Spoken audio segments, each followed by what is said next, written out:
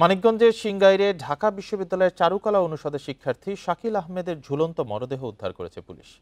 মঙ্গলবার সকালে উপজেলার দক্ষিণ জামশা এলাকার বাড়ি থেকে তার মরদেহ উদ্ধার করা হয়। বান্ডেল থাকলে প্রতি সেনমানিতে টাকা বাঁচবে।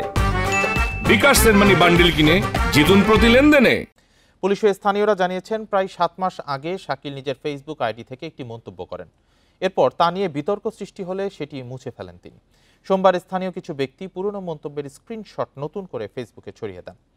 এরপর কয়েকজন শাকিলের বাড়িতে গিয়ে তার পরিবারকে হুমকি ধমকি দেন। পরে মধ্যরাতে আত্মহত্যা করেন শাকিল। পুলিশ বলছে মরদেহ উদ্ধার করে মর্গে পাঠানো হয়েছে।